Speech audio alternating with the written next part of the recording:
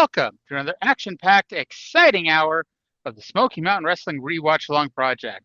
This is podcasting the way it used to be and the way you like it. This show is a production of the Something Else Podcasting Network, and it is episode number 160 of Smoky Mountain Wrestling from February 18th, 1995, taped February 6th, 1995. My name is Arya, and joining me, as always, is the Stella Parton to my Miley Cyrus. It's Stevie J.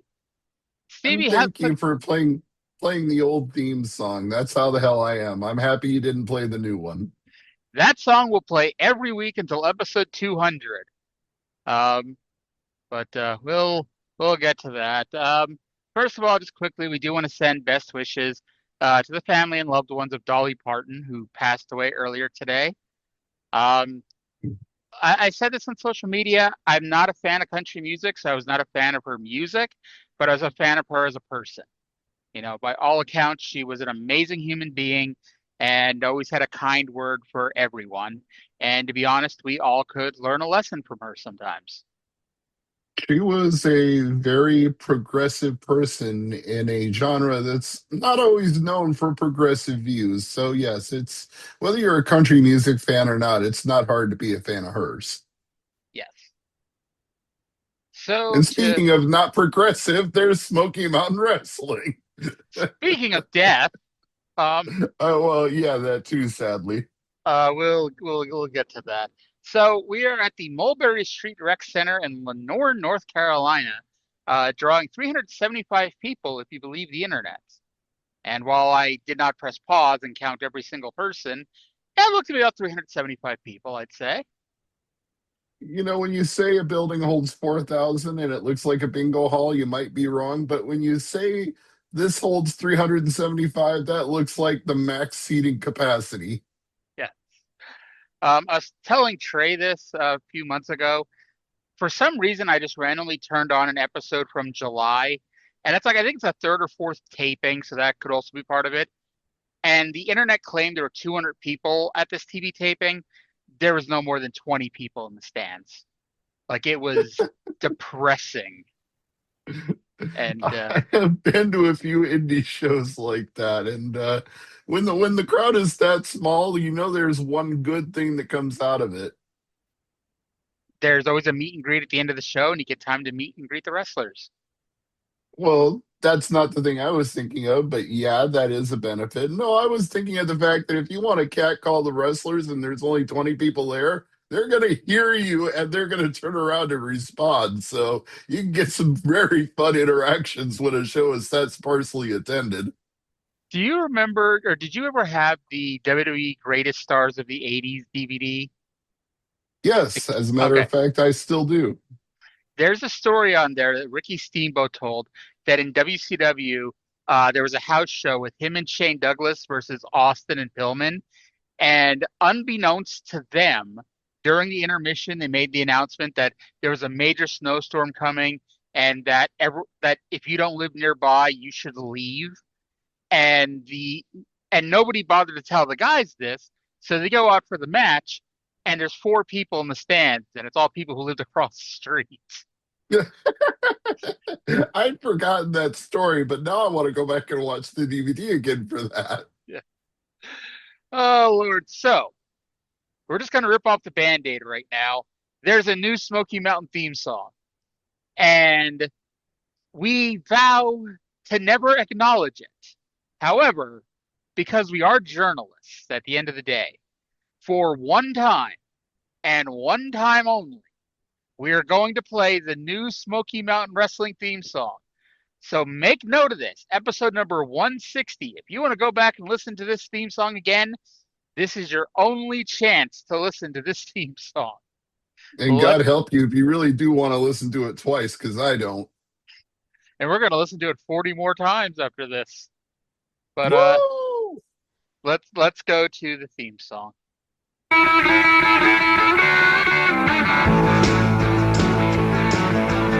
Don't change the channel, I'll start flipping around. You're about to see the hottest show in town. The biggest stars and the biggest brawls. The biggest hits and the biggest balls.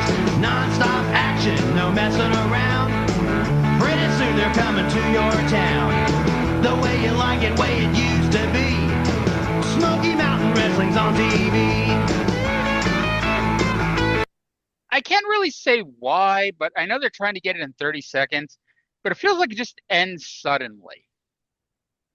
Yeah, it feels like there was another verse. Not that I want to hear it after lyrics like "We've got balls." I mean, no thanks. The biggest balls. Smoky Mountain Wrestling's on TV. The only song I want to hear those words in is from the 1980s, and it goes, "He's got big balls and she's got big balls, but I've got the biggest balls of them all." So we're talking a lot for a show that's like 70%, interviews. If it Yeah, helps, we're this, not playing this is all of them. yeah, this is another one of those episodes that's very story centric and very light on wrestling, but I did actually enjoy it despite that. Yes, I did too, but like you got to the point around the 30-minute mark, like it did last week's show. It gets to the 30, 35-minute mark, and I'm like, can we please get some fucking wrestling on this show? But let's go to the intro here with JR and Les. Again, everyone, and welcome to Smoky Mountain Wrestling. I'm Jim Ross, along with Les Thatcher. Thank you very much for being with us. Ladies and gentlemen, we've got a great hour of exciting Smoky Mountain action for you. We will see a new Beat the champion crowned here this week, Les. That's right. We've drawn two names at random, and it's going to be Boo Bradley against the Wolfman, Jim. Plus, in our confrontation segment, I'll be speaking with Nature Boy Buddy Landell, and we have the debut of an outstanding young athlete here in Smoky Mountain this week. That's right. This young gentleman comes with high credentials. It's Simply Sensational Al Snow.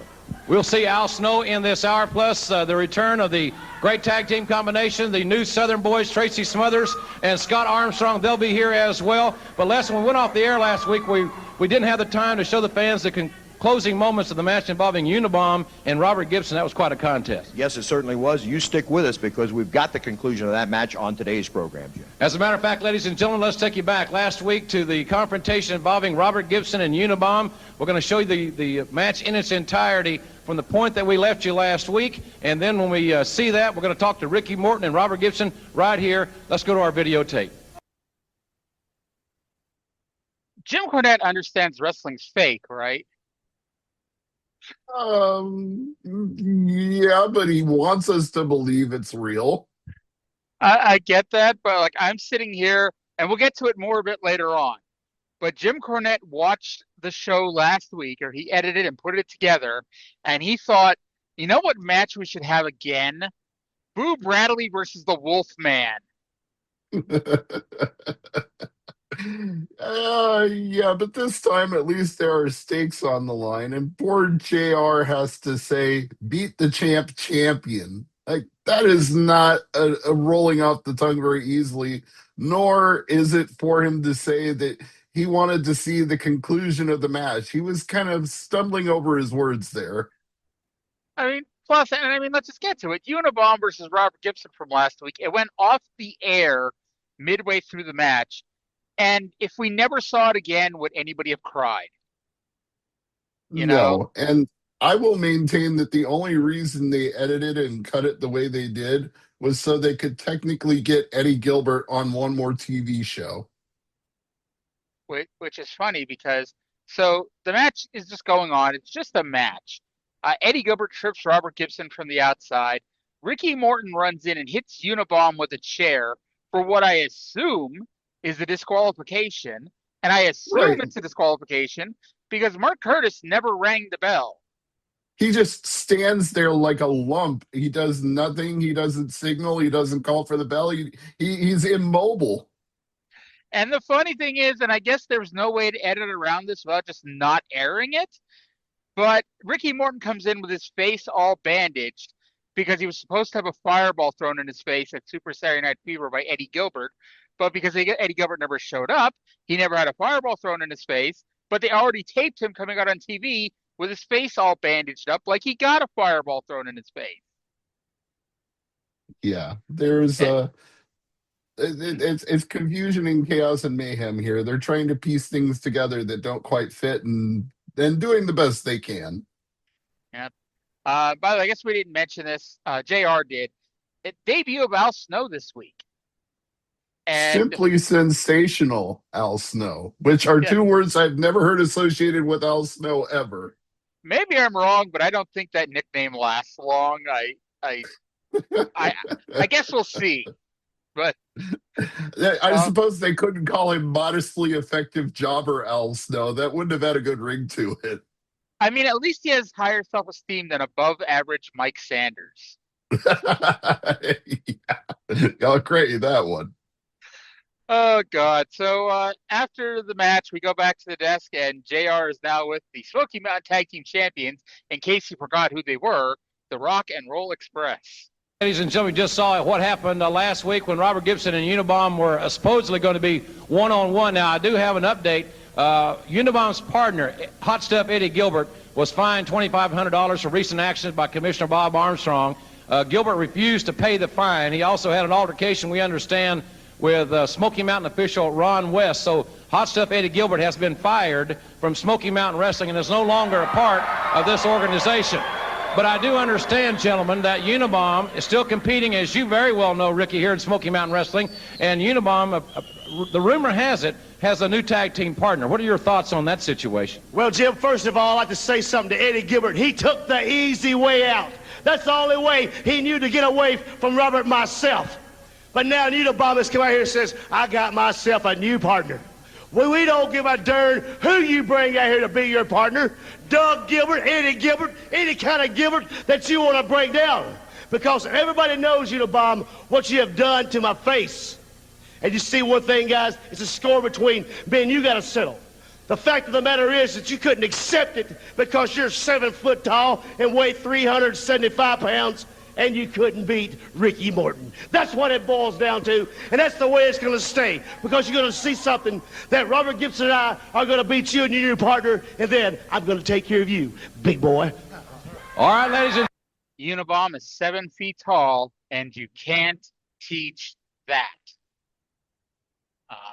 Yeah, that's a good big cast reference, but I was more unnerved by the fact that he said Eddie Gilbert took the easy way out. Yes, That is a very unnerving line considering what happened on this day in history. I was texting you when I started watching the show. I'm like, I'm already laughing at this because It's so wrong you have to laugh, because telling people that Eddie Gilbert took the easy way out is the most inappropriate thing they could have possibly said. And I mean, the funny thing is, and it's not funny, but like we mentioned, the show was taped 2 weeks ago. Like Eddie Gilbert was alive 2 weeks ago when Ricky Morton cut this promo. There's Yeah. no way in hell anybody could have guessed that the day this show aired, talking about Eddie Gilbert taking the easy way out, was the day that Eddie Gilbert died. Yeah, I know he didn't plan it that way, and he probably felt horrible once he found out, but Yeah. wow, just timing is a bitch. And also the way he said darn, I don't give a darn. Like that's gonna be burned into my brain now, that I don't give a darn. Now I have to ask you, just because I'm looking at my notes, did you spell Unabomb correctly based on last week's Chiron? Yeah, I actually wrote it UNABOM in my notes because apparently there's no B. Yes. When I was recapping this, I wrote JR announced Eddie Gilbert was fined $2,500 and refused to pay the fine, so he's been fired from Smoky Mountain. If it helps, he has bigger concerns right now. That would be a polite way to put it, yeah. Do you think like Oh you man. know how when you owe like taxes and whatnot after you die, they go after your family? You think Bullet Bob went after Doug and Tommy Gilbert to try to get that $2,500? You're saying he put a lien on Tommy Gilbert's property trying to get back Eddie Gilbert's money that he owed him? Yes. I suppose if Bob is that much of a stickler for law and order, like he always claims to be, he probably did. Boo Bradley with a big fuzzy white bear versus the Wolfman for the Beat the Champ TV title. I'll be honest, I saw him come out with a big fuzzy white bear, but then it disappeared. Did he give it to a fan, or did like he just give it to an attendant to take to the back? Did you notice? I believe he had it again after the match was over. And for some reason, JR felt it was important to tell us that we don't know the name of the bear. Do we need to know? It's Boo Bradley, so I'm confident it's going to have a name, you know? Yeah, like Boots the cat. Exactly. So the match started. They were wrestling. Boo was getting the advantage. And then the bell rang to start the match. Not only that, JR had to interrupt the match to tell the viewers and the production truck that they were being joined by a guest on commentary. Well, I mean, you know, that's standard operating procedure here. Chris Candido joined the commentary position. I guess someone has to eat up minutes this week, and this may have been the longest match on the show, believe it or not. Um, but by the way, when he covered Wolfman when the bell rang, Mark Curtis drops the count. He counts one, he counts two. I'm like, okay, that's a quick match, and then he just stops. And I think Boo was supposed to get off because he does it again later.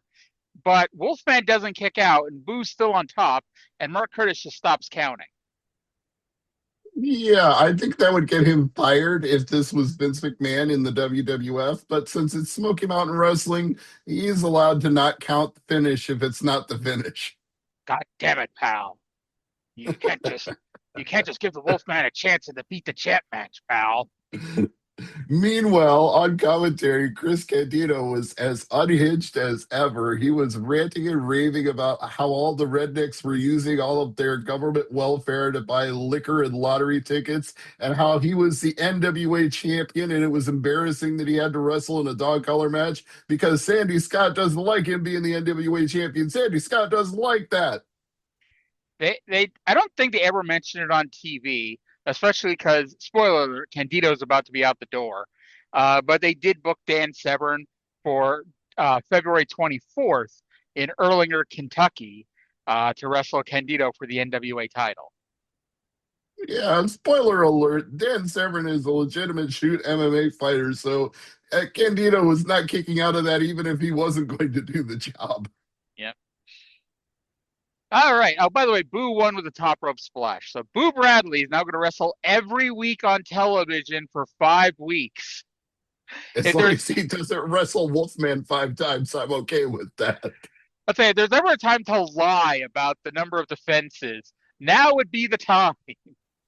Yeah, you could make it up. You could say he had 3 of those defenses at house shows around the circuit. There you go. It'd be like Goldberg when he won 10 matches one week. By the way, people rip on WCW fucking up Goldberg's streak, and they rip on Sid's winning streak in '99. David Young's TNA losing streak is the worst streak in the history of wrestling. And he finally won yesterday against main event Glenn Gilberti. And then he doesn't appear on TNA again for another 4 months and wins like 2 more matches in the next 14 months. Like, I thought, I could be wrong, but I thought Kurt Hawkins also did the losing streak where for like a year straight or more, he didn't win a single match. But at least that was pretty legitimate. Like they were giving, like I'm not going back and counting, but if I recall correctly, it was pretty close to the legitimate number of how many losses he had. And then they gave him a big win. Like David Young's big win was against Disco Inferno in a match that was forgotten immediately.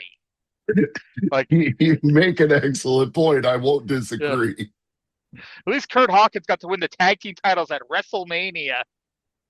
This is true. So bird, baby bird, Disco Inferno. Oh, the best part about that was Don West, and you could tell he's just trying to add something to make, to add something intelligent to the match. He brings up that last year Disco Inferno was wrestling for the world title, which is true, but just makes me regret having to watch that even more now. And that's the funniest part too, is he's paired with the Professor Mike Tenay. Like if anybody should be coming up with the historical facts, it's Mike, not him. Indeed. Well, Candido is now with Jim Ross, and he's about to stick his foot in his mouth, and JR is not going to help him remove it. Let's go to that now. Well, as you were saying during the contest, Boo Bradley, by the way, the new Beat the Champ television champion, much to your chagrin. I know you're not very happy about the situation in Johnson City where you could be eating some Alpo dog food again. But also, there's a situation coming up in Knoxville that you alluded to, the fact that you're going to be joined neck to neck with a steel chain in a dog collar match with Boo Bradley, that you certainly seem to be perplexed. I didn't like having the guy living in my backyard and riding in my car, much less want to be chained to the neck with that big fat retard. But the fact of the matter is, I think I got to calm down. I'm getting a bit too perturbed. I don't think I have a reason to worry, because the fact of the matter is I'm a world-class athlete. I've held championships all over the world. Even Smoky Mountain Wrestling never wanted to recognize them. The fact of the matter is I'm not worried about Boo Bradley, the 25th in Johnson City eating dog food. I'm not worried about being chained to that fat moron on the 26th in Knoxville, because the fact of the matter is, if I can't beat Boo Bradley, I might as well just leave Smoky Mountain Wrestling, because I know that there is no way. Wait, just a second. Hold on a second. Well, I got a question to ask. It's my job. You say you can't beat, if you couldn't beat Boo Bradley in Knoxville, you'd leave Smoky Mountain Wrestling? Is that what you're telling us all here today? That was just a figure of speech. I just meant that I know that I can beat him. That's how confident I am. Are you a man of, wait a minute now, wait, let's clarify. Oh, let's clarify this situation. Are you a man of your word or not? Do you have the integrity that you tell everybody that you do? Of course I'm a man of my word. I have integrity. I'm from New Jersey. I'm friends with Dennis Carluzzo. Come on. So then that means what you're saying then, if you do not beat Boo Bradley in Knoxville next weekend in that dog collar match, that you're out of here. Who said that? I didn't. You said that. You're trying to... No, you brought that up. I'm just trying to clarify it. Are you or are you not agreeing now to a loser leave town stipulation? The fans here want to know. The fact of the matter is I would do it, but I'm not going to do something if Boo won't. It's not fair. And I know he's not man enough to do it, but, well... Okay, if we get... If you do it, I will. Okay, so if Boo Bradley agrees to loser leave town, you will agree to it. It's a done deal if he agrees, right? Yeah. All right, so Chris Candido just made a deal as far as I'm concerned. You may not be happy about it, but you made a deal. Ladies and gentlemen, we'll be right back. Don't you go away. You better go do some thinking about it. I both like this and dislike it, because it just felt like, why does JR have the authority to push a loser leaves town stipulation? Like, I know Candido said that, but it's like, you know, I don't know. I felt like they could have really hammered this home more, or maybe it would have been better if Bullet Bob was out there, you know, and he said, "Oh, if you can't beat him, you're going to leave the territory." Okay, then. Yeah, if I was JR, not that I ever could or would be, but if I was JR, I would have been like, can we get the commissioner out here? Commissioner Bob Armstrong, I want you to make a ruling on this. You know, like, get him to come out and make it official. Like, that would have helped. But if that's the quote unquote putting his foot in his mouth part of Candido's promo, I disagree, because the part where he really put his foot in his mouth was when he called Boo Bradley a big fat R word. That would not fly in 2026. No. Between midgets on Tuesday and the R word on Thursday, this is becoming one hell of a show that we can't play. Well, you know, there isn't exactly consensus on the term midget. Some people of short stature actually prefer being called midget to being called little people. You can't make a blanket statement for all of them. Exactly. And it's kind of funny because it's like, you know, and I've heard, I think it was Brian Alvarez talk about this. It's like, there are midget wrestlers who will tell you that they made more money when it was called midget wrestling. Like, there's not as much money in it calling it dwarf wrestling or little person wrestling or whatever, but everyone knows. Or half pint brawlers. Or half pint brawlers. Or micro. That's the other one I see a lot. Micro wrestlers. It's like, it's very PC and that's great, but it's like I don't know. It's like when the TNA term for women's wrestlers are knockouts, and it's like, it's kind of disparaging, but apparently they've had multiple like discussions with the women's roster over the years, and every single time they'd rather be called knockouts than women, like the division. I would say that's akin to the video I just watched, and I'm going to go off on a tangent, but you love tangents on this show and on your other shows, so bear with me here, because I just watched a video about the use of the term Native American. And in the video, the author explains that on actual Indian reservations, they do not like the term Native American very much, because that implies people from Canada, people from the United States, people from Mexico, people from South America. They're all Native Americans to the North and South Americas, So a lot of them prefer the term Indian, even though that's not considered politically correct, because if you say Indian, that identifies an indigenous person who lives in the United States. So telling an Indian they're not an Indian is not necessarily a good thing to do. I thought we were supposed to call them the Guardians The Guardians of the Galaxy? now. The Cleveland Guardians. I knew what you meant, but I couldn't resist. At least I didn't say the Commanders. Um, I will never stop popping anytime Chris Candido is like, I'm from New Jersey. I'm friends with Dennis Coralluzzo. And I guess I haven't watched every single episode of ECW ever and every single promo Candido ever cut there. But that would be heat in ECW. You know, to say he's friends with Dennis Coralluzzo, because Heyman notoriously hates the guy. And Right. Oh, it would be like him coming out in ECW and saying, I'm friends with Sandy Scott. I'd be like, wait, what? I still have to laugh just because I'm originally from nearby. When he used to talk about how Tracy Smothers was originally from Schuylkill Haven, Pennsylvania, and goes over the heads of everybody in the South. But me, living 10 miles away from Schuylkill Haven growing up, going, hey, I know that place. Well, it must be the most redneck place in Pennsylvania because Tracy Smothers doesn't sound like he's from Pennsylvania. Well, he's really Vito Marinara, Schuylkill Haven, Pennsylvania, according to Candido. Oh God. I'm assuming I don't ever look at the spoilers for the tapings. I try to avoid it as much as I can. I'm assuming Lawler's not on this taping either, because they just aired a music video, and I'm gonna bet every one of these Memphis music videos were videos that aired on Memphis television. And judging by the footage, this was probably like 88, 89, because they showed him beating Hennig for the title, which was May 88. Not only that, they showed him in his full regal attire riding a camel into the building. Like, oh my God, what? Yep. You gotta love the Mid-South Coliseum. You know, I have actually been, I haven't been inside the Mid-South Coliseum, but I have been there and I have seen it and I've taken photos of it. I've never been to Memphis. Tennessee Memphis is a very fun place to be and great barbecue. Like, best barbecue I've ever eaten is Memphis. Well, I've read enough John Grisham books to know that that's the case. Mhm. I'm also sitting here like Tennessee is not exactly on the list of states that I feel like it's safe for me to go to, you know? My friend Ed would say the same thing about Nebraska, and my response would be, you are coming to Omaha, which is the blue part of the state. You're going to be fine. I would say the same thing about Memphis. Like, if you come to Memphis, you'd be okay. The other parts of Tennessee, maybe not so much. Yeah. Like, what if I have to take a piss in Sevierville? I might have to wait till I get to Knoxville. I would wait till Knoxville. I would definitely wait.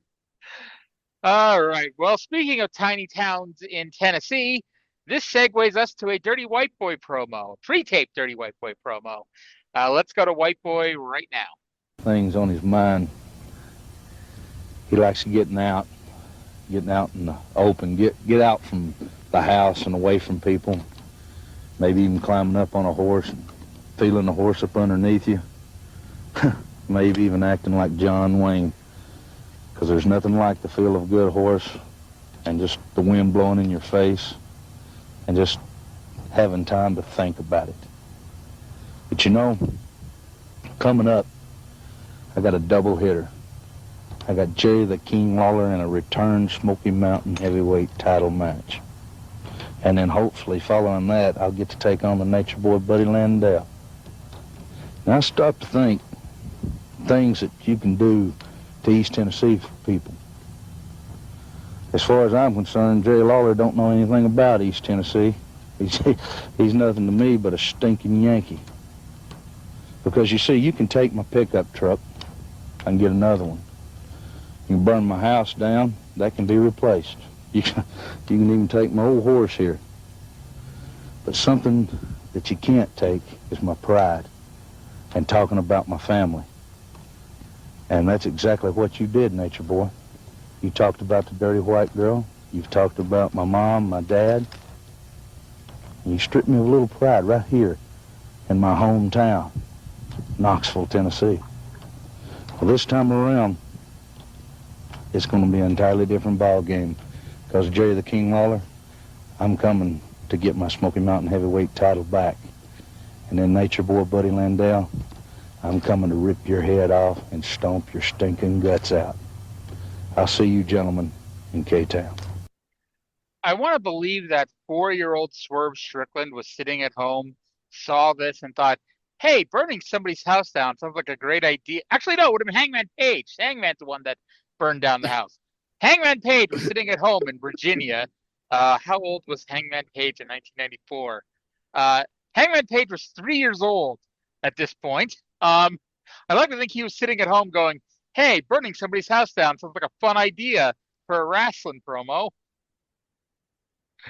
I that's not even the thing I want to focus on, if that's okay. I would like to point out to people who are just listening and not seeing this that Dirty White Boy is not wearing dirty white clothes. He's wearing a black coat and a black hat. He's dressed like a villain and he's cutting a babyface promo. Which is funny because like there was snow on the ground, and it's like, I mean, I guess obviously Tennessee gets a little bit of snow, but it's like that was the biggest shock to me there. But this was very much not a usual Dirty White Boy promo. There was no yelling, no screaming. You know, he was very serious, and I get it, but at the same time, this angle isn't really hitting to the point where you'd want like the super serious Dirty White Boy promo. You know? Like when Bruiser Bedlam, you know, hit Dirty White Girl that time, it's like, okay, this is the time to cut the serious, I'm going to fucking rip your head off promo. Yeah. Yeah. It maybe needed a little more energy, but I thought it was funny you brought up that the promo wasn't hitting, because when he said he had a double header, I couldn't tell if he said double header or double hitter. The way he pronounced it, they were interchangeable. And the other thing too, and I know that they already started doing this, you know, a month or so ago. They are. It seems like ever since White Boys turned heel, or I'm sorry, White Boys turned babyface, every angle he's in is the heel talks crap about the Dirty White Girl, and it's like, okay, that works the first time, probably will work the second time. This is at least the third time now we're getting the heel talking crap about the Dirty White Girl, and now White Boy having to stand up for her. Well, at least he's trying to turn it into Knoxville versus Memphis. He's like, you know, you came here and you took some of my Knoxville pride, and I'm going to take it out of your hide, Jerry Lawler. It's like, okay, fine, but how many times can we hear that story too? Like one part of Tennessee doesn't like the other part of Tennessee. We're going to burn this one to the ground just as much as the Dirty White Girl. Yeah. At least it's only been this one angle, you know, and Lawler's not here for much longer, so that's fine. But the other thing, and longtime Smoky Mountain viewers might be thinking the same thing I am. When the hell did Dirty White Boy move to a ranch? He's on a ranch with a horse. I've been to a town on a horse with no name. Feels good to get out of the rain. When this show began, they actually did a skit where Dutch Mantel went to his house to interview him, and he was living in an abandoned school bus in a junkyard. Okay, now that's a little cartoonish, but the next time we saw him living somewhere was when him and Mr. Ron Wright moved to New York City to become Yankees. New York City. Get a rope. Yes. They were now Yankees out of New York City, and they were getting big heat for doing that. And now he's living on a ranch.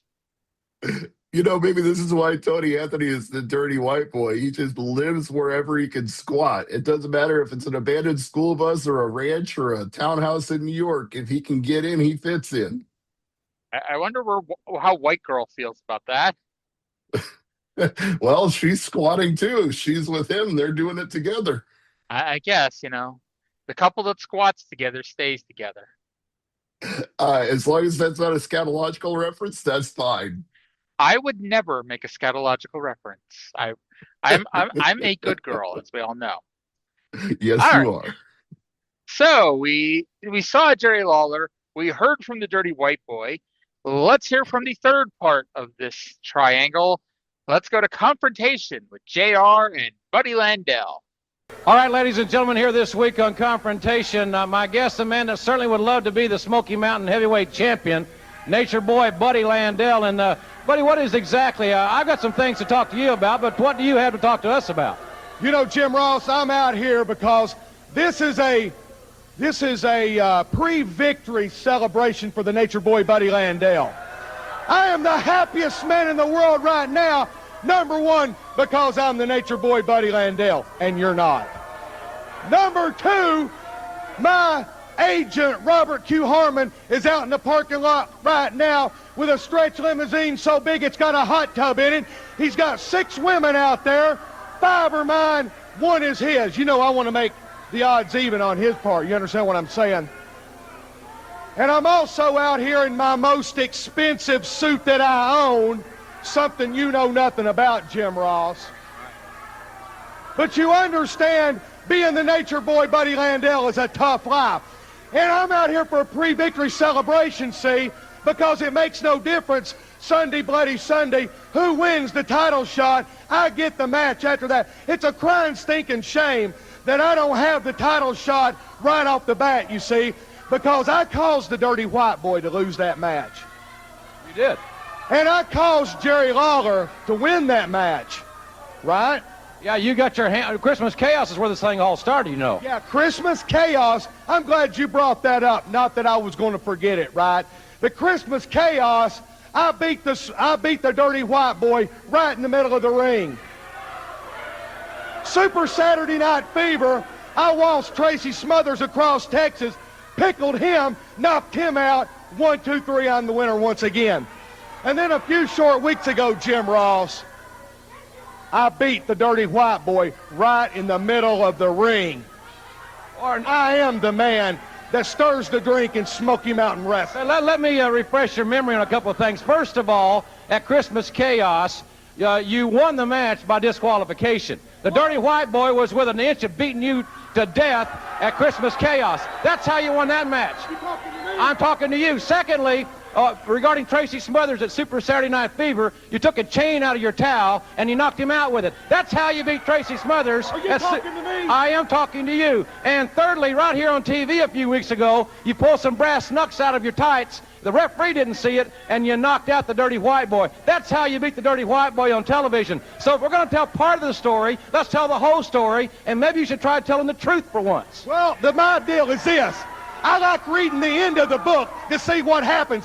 In the annals of time, when it all goes down, the record books will show, woo, the Nature Boy Buddy Landell won all 3 matches. And at Sunday, Bloody Sunday, I don't care who it is, that stupid ingrate, that fathead Jerry Lawler that won't give me a title shot. If it's him, I'm going to kick his brains in. And I hope that it's the Dirty White Boy. Because you know something? Just a little bit while ago here in the program, I saw the Dirty White Boy out here riding a mule. A horse. It's a mule. Over at Wise Garber Stables, it's a mule. And you know something? The only reason he's riding that horse is because Mr. Ed is the only one that understands what's going on in his life right now. You understand? And come to think of that, he's used to horses because he's married to the Dirty White Girl. I asked her one time, how old are you, white girl? And she pulled her gums back and showed me her teeth. She's been ridden by more cowboys, and her nickname is Trigger. You're talking about that man's wife, you know. She's a mule. That's what I'm talking about. Okay, so this was, I'll be honest, this was fucking amazing. I loved this promo. Every bit of it was just great. Like, it starts and he's like, I'm in my most expensive suit. So immediately, there is not a human being alive who heard him say, I'm in my most expensive suit, and did not know what was going to happen before the end of this promo. You know? Yeah, he's going to get every last bit of it ripped off his hide. Yes. And then he talks about how his agent, Robert Q. Harmon, is outside in the limousine with 6 women. 5 are for him, 1 is for Robert, because, he's got to be fair about this. And then, and you obviously didn't see this because, this is a podcast, not a video feed or whatever, but he talks about beating White Boy at Christmas Chaos, and they show footage of him beating White Boy. He talks about beating White Boy on TV, and they show him pinning White Boy. And he talks about beating White Boy again at Super Saturday Night Fever, and they show that footage. And then JR is like, yeah, well, what you didn't bother to point out was that you cheated to win at Christmas Chaos, and they show footage of that. You cheated to win on TV, and they show footage of that. And you cheated to win at Super Saturday Night Fever, and you show that. And this was just a very well-produced, very well-done 4 minutes of television, I thought. Yeah, I know you like to say Jim Cornette has painted himself into a corner and run out of ideas and doesn't know his head from his ass when it comes to the booking. But this one was an effective segment, and if he had anything to do with it whatsoever, I give him all of the credit.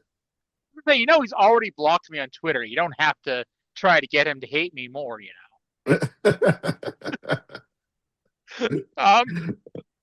And then, of course, he calls White Girl a horse. And because, he calls her a mule. Actually. No, she's a mule. She's a mule. She's been ridden by every guy in town. Which, I guess it's a good thing Trey's in here right now, because if Trey would have heard Buddy talk crap about the dirty white girl, he would have dug Buddy up. He would have resuscitated him so he could kill Buddy himself. Get in line, pal. There's a lot of people who want to kill Buddy Landell. Jimmy Del Rey's line about, ladies, the line is to the right, takes on a whole new meaning.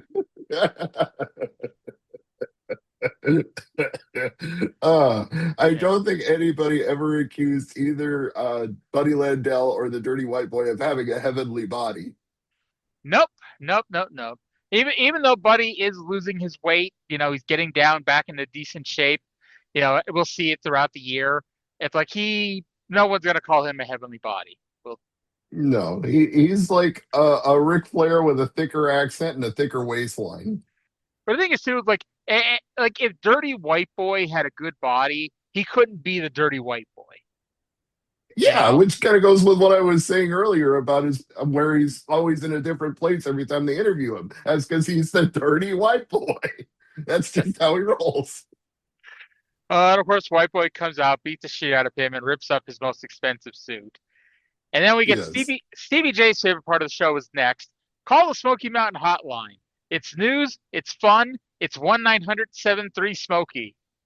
Kids, get your parents' permission. Yes, only 99 cents for the first minute, $1.99 for each additional minute. Oh, Lord. When you think about it, and I'm watching Fall Brawl 95. I was watching it while pretending to work earlier today.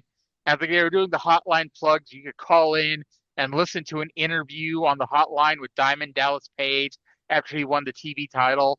And it's like, I bet that's like the biggest ripoff of all time. Like, I'm sure there was an interview, but it's like, what could Diamond Dallas Page in 1985 really have to say that makes you go, man, I need to spend $1.99 a minute to listen to that? See, now this is where I had a lot of sympathy for Missy Hyatt on her episode of Dark Side of the Ring, because when she says that they did $500,000 in business from her being on the 1-900 hotline, I genuinely believe that. Like, she deserved a substantial payoff, because I imagine there were innumerable numbers of people who wanted to call for $1.99 and listen to her talk. Which is just hilarious when you think about it. Like, I know it was like the late 80s, early 90s, so Al Gore hadn't invented the internet yet, but it's like you were really spending $2 a minute to listen to Missy Hyatt talk. Well, let's be honest. Some of those people were doing other things while they were listening to Missy talk. Yes, but it's like, still, get a VCR, record the show, and fucking, watch Missy Hyatt's 2-minute segment over and over again. Yeah, just keep hitting rewind until the VHS tape snaps. Yeah. Oh God.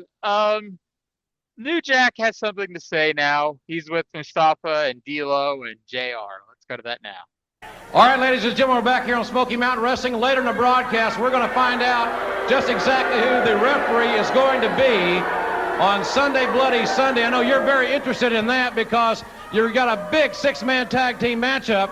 Jim Cornette back in the tights. Jim Cornette, you about as stupid as the rest of these rednecks that's out there looking at me and screaming at me.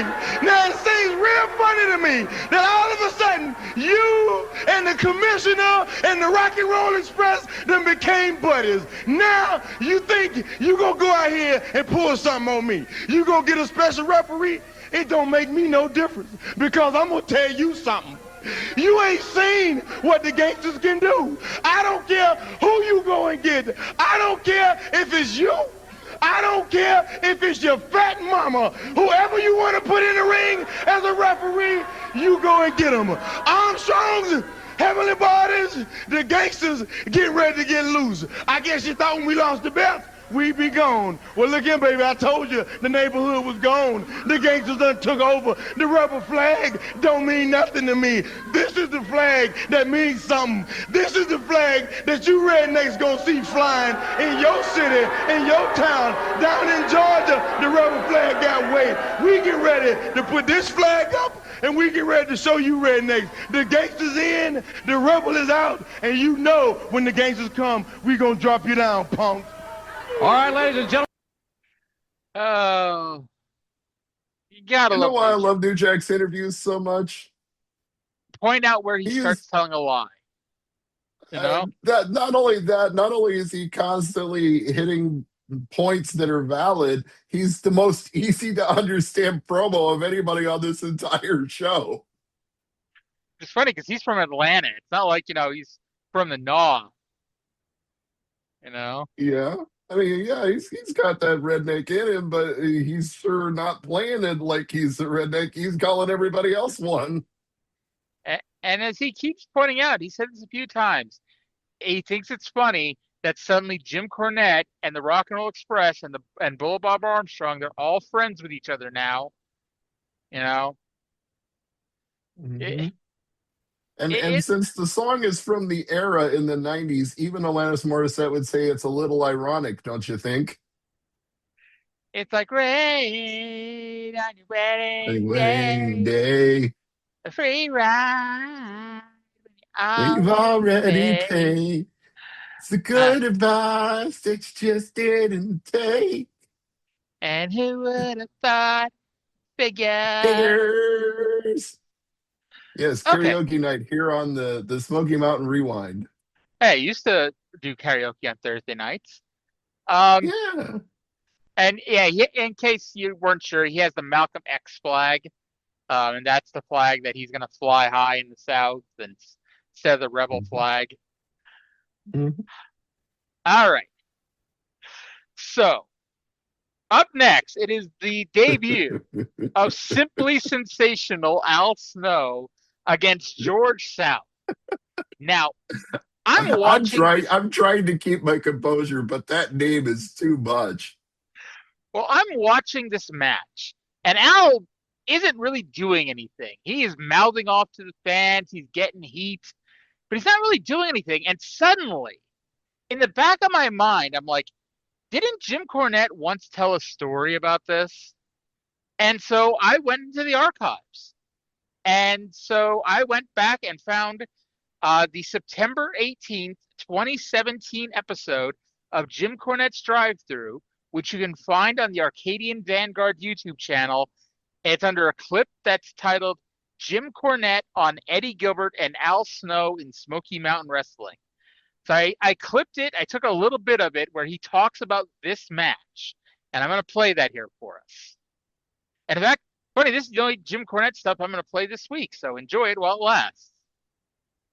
It was like the first TV match. I've told that story. Well, I give him George South we were in, I think, Hickory or Lenore, North Carolina. So everybody knew George, and he's a great worker in his channel. Okay, you're going to see this guy is the world's greatest wrestler, Al Snow. But Al wasn't used to working TV, so he stalled for like fucking 5 minutes of a 6-minute match. He was fucking with the people because he had so much heat from the people. He was having a house show match on TV, and my brain blew up, and I sent him back out to do it again. I said, God damn it, we'll edit it in, just challenge him, do it again, do a big bunch of spots.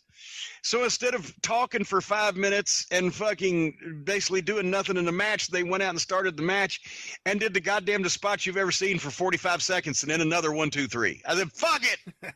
We'll goddamn edit it in. So Jim's memory isn't quite right, but that's basically what the match was. Yeah, it was a bunch of spots, and then Al Snow won with a springboard dive off the ropes. Okay, so let me complain about that for a second. He hits a springboard splash, and his name is Simply Sensational Al Snow. And they inform us that the name of his springboard splash finisher by Simply Sensational Al Snow is the Simply Sensational Dive. That's why I wrote that it was a springboard dive, because they didn't call it a splash. I'm like, was Simply Sensational Splash too obvious? I don't know. I would have come up with something even more corny, no pun on Cornette. I would have gone with, he calls that move Simply Irresistible. Simply Irresistible. He's so good, there's no telling where the jobber went. Now, Cornette also mentions that Al did not cut the world's greatest promo. And if it wasn't for the fact that there's a story behind this promo, I wouldn't even bother playing it. But let's go to JR, who's with Al Snow, who's just won his match, and Al eventually has a point. Gentlemen, What do you want? What do you want? What do you want? What do you want? I was going to interview. So what we do here, we interview athletes. I'm good at that too. I'm good at that too, Jim. Well, we'll find. I'm just good at wrestling. I'm also good at doing interviews. Shut up and pay me the respect I'm due, people. Obviously you're. What do you want, Jim? Come on, you're taking up a lot of my time here. What is the? Tell us why are you here? What's your motive? Well, obviously I'm here to win. I'm here to beat people. Why do you ask such stupid questions? Give me the mic for a minute. I want to make an announcement. I have somebody that's a dear special friend to me that I want to introduce. And the man is right here. Unabomb, why don't you come on out here? What's Unabomb doing out here? Are you? So I guess now. What's he doing out here? Are you going to be out here? What do you think? Are you guys going to be tag team partners now? Is that the deal? Whoa, Jim, way to go. You're clicking off. I'm pretty quick, aren't I? Yeah, you're fast. That's right. Me and the big man here are going to be new partners. Why are we going to be partners? Because I guess Eddie Gilbert, who went a little psychotic, decided to hit a Smoky Mountain official, which I know from the ones I've met I wouldn't blame him. But I saw the ultimate killing machine standing around doing nothing, and I thought, hey, the ultimate wrestler ought to take the ultimate killing machine and make a true tag team. And that's what we're doing. So Eddie Gilbert, he's gone. He's history. Al Snow is now here with the Unabomb. What about the Rock and Roll Express? He's got a big problem with the Rock and Roll Express, you know. Now, what about the Rock and Roll Express? Sure, he's got a big problem. He doesn't have a big problem because he's a big guy. I now have a problem with the Rock and Roll Express. Whatever problem he has, I've got. And Rock and Roll Express, you're a legend. And I'm going to be the legend killer. We're going to take you out. All right? We got places to go, people to see, things to do. Wait, where are you going? Where do you think I'm going? I'm going back to have some sex. Sex. Ladies and gentlemen, here's more on the Brawl in the. So, first of all, Al Snow needs work on the promo department. And once again, the horrible irony of somebody referring to Eddie Gilbert with a line that's not appropriate for the day and time this aired, when he said, Eddie Gilbert, he's gone, he's history. Like, Jesus, man. Oh, God. By the way, during the commercial for Sunday, Bloody Sunday 2, they still spell Unabomb without the B. So, that's going to drive me nuts. So there is a story behind the end of this promo where he tells JR they're going to go have sex. And I asked you because I thought there was a chance you actually knew the story. No, I do not. And you promised to reveal it to me on the show. So we talked about Dan Severn earlier. And, you know, he is a UFC fighter at this point. He's not yet a UFC champion, but he's a UFC fighter at this point. And what you may not know is Al Snow was one of his trainers for UFC 4.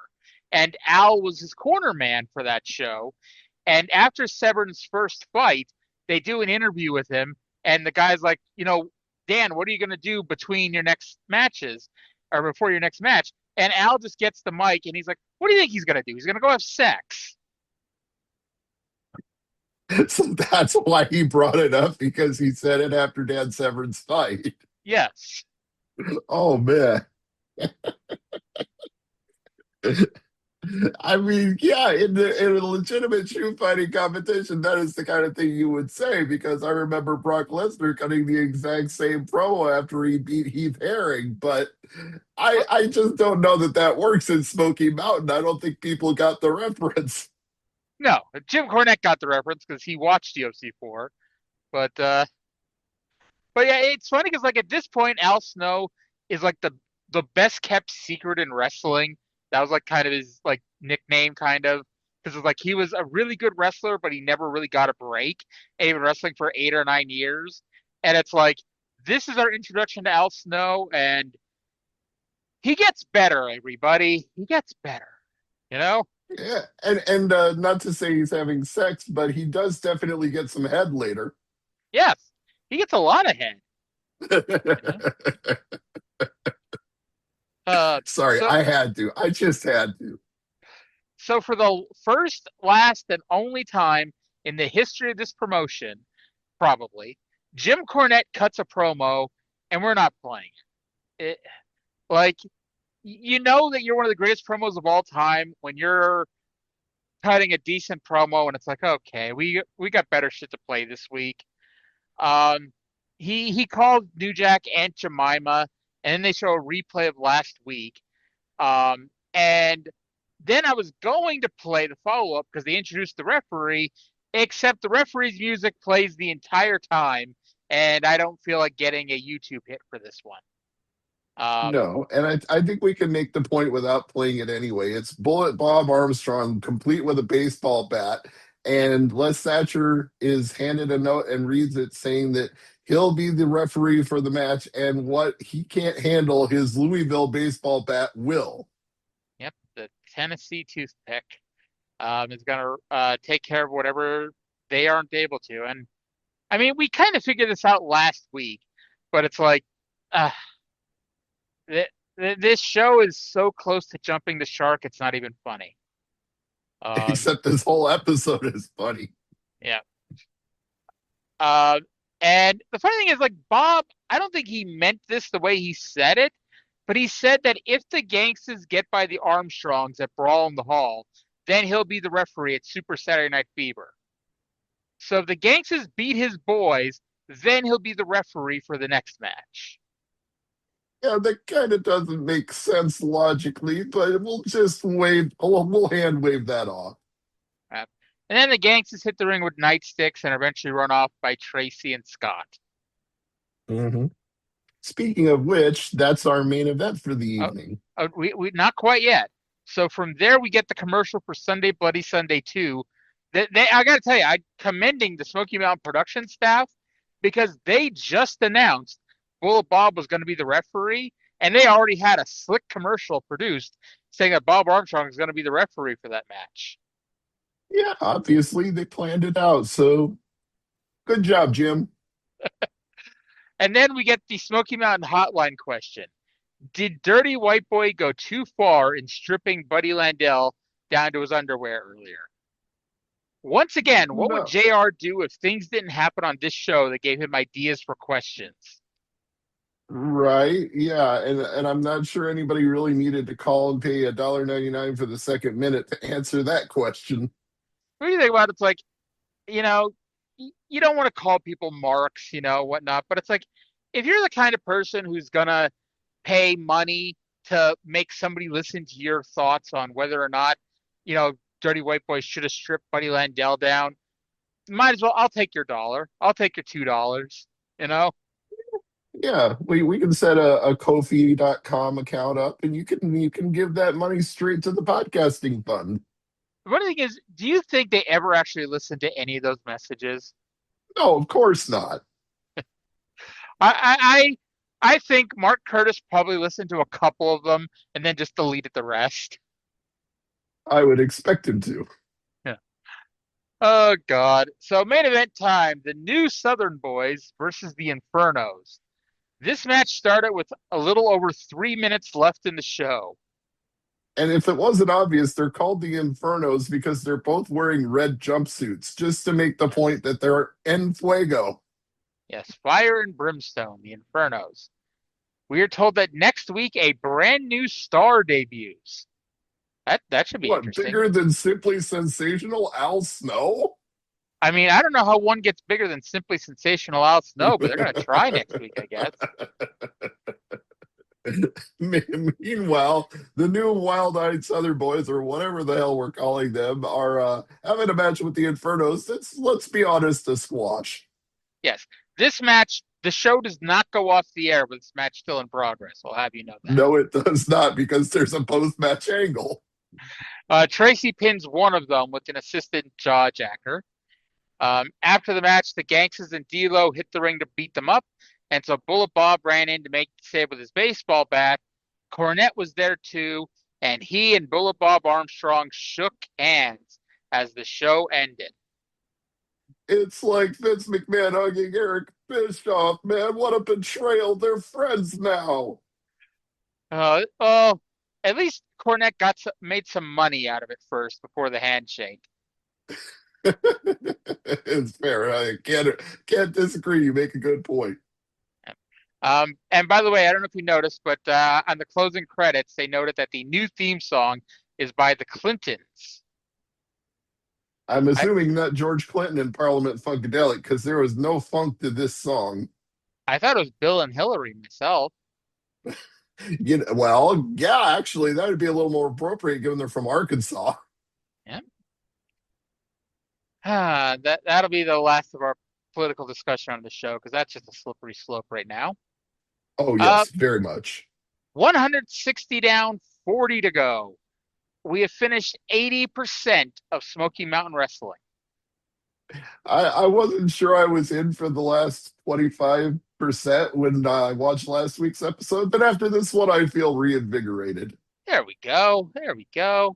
We'll see what your thoughts are when Bull Buchanan is here as a big-time heel. I hope that's not the new star next week. I don't know. I don't think I don't think Bull Buchanan comes until the summer. Okay, fair enough. So what else happened in the world of wrestling? Well, we've been talking about it, but Eddie Gilbert died of a massive heart attack in Puerto Rico at the age of 33. As we've mentioned every time he's been on this show and on the Tuesday show, he is a supremely talented wrestler. He's a great promo, and he was a pretty good booker. He wanted to be in the wrestling business probably from the moment he found out what his dad did for a living. And whatever you want to say about him, he made his mark in pro wrestling.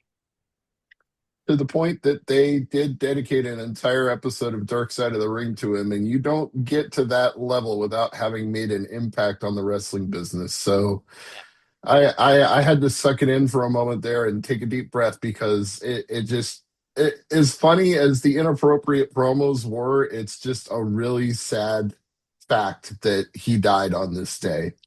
Yeah.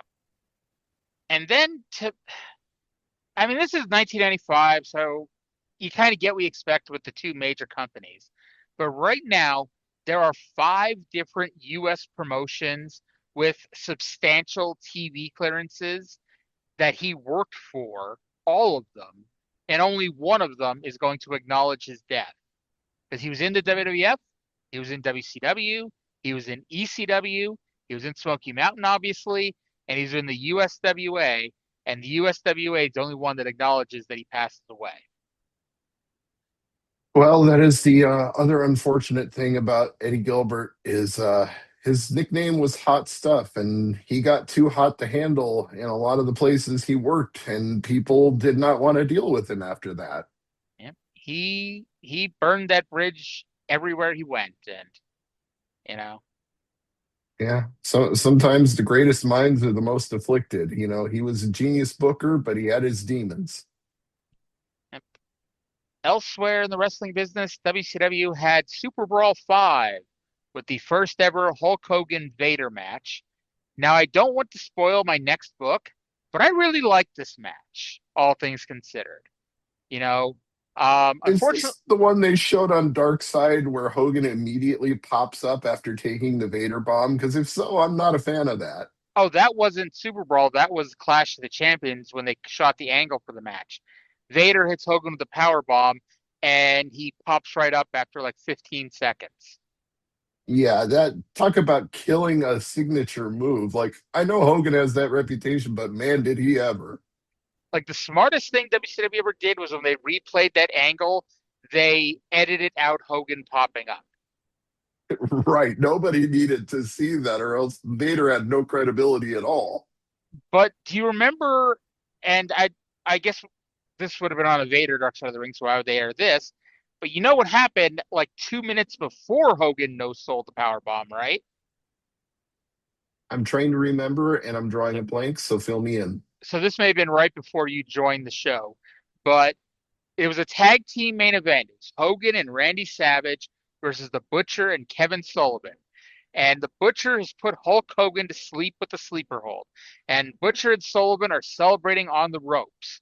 Randy Savage goes to the top rope and gives Hulk Hogan the flying elbow drop. Not to turn heel, by the way, but to To wake wake up him up. Hulk Hogan. Yes. Yes. No, I do remember it now that you brought it up. And 2 minutes later was when he popped up from the power bomb. Yeah. What Yes, what a turn of events. exactly.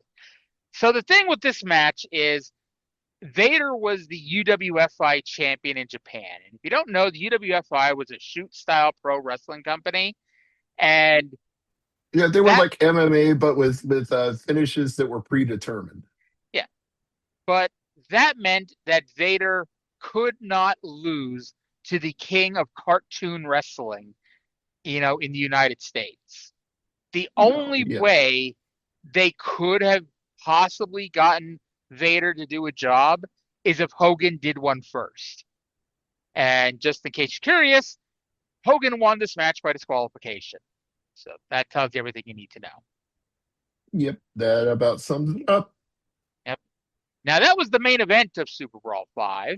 The opener of Super Brawl 5 was Paul Roma versus Das Wunderkind Alex Wright. And Wow. you might be thinking to yourself, okay, that's an all right pay-per-view opener. Alex Wright was a decent wrestler. Paul Roma was a decent wrestler. I bet they And a had, one-time horseman. yeah, they go 14 minutes. And you're like, I bet they had a decent match, maybe 2.5 stars, nothing to write home about. Paul Roma was fired this week after he sandbagged Alex Wright and intentionally sabotaged their pay-per-view match. Not smart, Paul. Not smart. And that would be the last time Paul Roma ever wrestled on national television ever again. Yeah, much like what happened with Renegade in his episode of Dark Side of the Ring, once you're done on national television, you're done everywhere. They're not going to want you after that. The funny thing, I'm not saying the funny thing about Renegade, but, I watched the Arn Anderson match, the one where Arn talks about he's in the ring with a dick dancer. And I watched the Paul Orndorff match, the one where the WCW crowd at Bash of the Beach turned on Renegade something fierce. And then I get to Fall Brawl 95, and I just watch this. Him versus Diamond Dallas Page. And if you don't remember at the time, DDP had no respect with the boys backstage. No respect at all.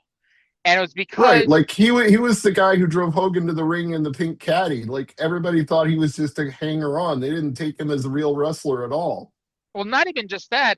They didn't take him as a real wrestler because instead of calling matches in the ring, he would script it out and practice his big matches. Now, we as fans had no fucking idea and did not care that he was scripting out his matches and practicing them. And this is something, obviously, in 2026, not a big deal at all. In No. 1995, big fucking deal. But you know something? Diamond Dallas Page in 1995 got the closest thing to a passable match out of Renegade of all those pay-per-view matches he had that year. And by the way, if anybody is ever going to complain about matches being rehearsed and scripted, go back and watch WrestleMania 3, please. Yeah. It's fake, bro. It's fake. Yeah, bro. but one of the greatest matches of all time was on that card, and both men in it rehearsed every single bit of it. And I'm not talking about Andre the Giant and Hulk Hogan. So Andre didn't practice getting slammed a dozen times? No, he did not. I'm pretty sure if he could have been slammed even once, it was the only time he was slammed because his back was already thrashed. Yep. All right. And it's like, yeah, and it's like, who cares? Like, if you have a good match and the crowd is into it, then it's a good match. You know? Like none of this call it in the ring bullshit. Nobody cares about that. Exactly. And you know something? If I go, I don't know why it's the only play I can think of, but if I go to a play to see Romeo and Juliet, I want them to rehearse this thing. I don't want them just going out there and calling it on the fly. And I'm laughing, but not for the reason you think. You just gave me a flashback to a high school play I was in where neither the guy I was with nor me could remember our lines, and we were both deer in the headlights. So we literally had to start making up our conversation on the fly on stage. well, not everybody calls it on the fly, I guess. And I'm pretty sure it was horrible, but nobody had everybody was being kind to us and saying how great we were, and we both knew it was the drizzling shits. Did you ever watch Curb Your Enthusiasm? Here and there, pieces of it, but not the whole show.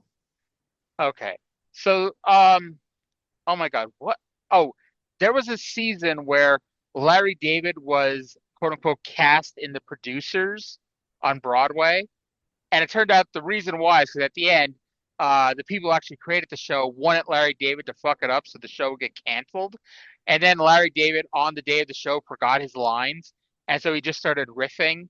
But then by riffing, he remembered his lines and he came back and did a great performance. And the episode ends with everyone going, oh my God, we're going to renew our tickets forever. This show's the greatest show ever, yada, yada, yada. So, in other words, he sabotaged their plans to sabotage the show. Exactly. Larry David couldn't even couldn't even screw up when he was supposed to.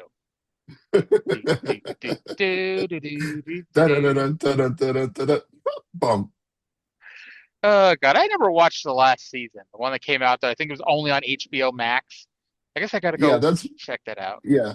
When you say, if you watch the show, it's like, well, I definitely haven't watched the HBO exclusive season, so I can say nothing about that. Yeah. All right, so I guess we might as well wrap things up here. We have 40 more episodes to go, and by the time we get to like September, we might be like filming like 3 months of episodes at a time just to get it over with. We shall see. All right. Well, thank everyone for listening. Hope you all enjoyed the show. We'll talk to you again in 7 days.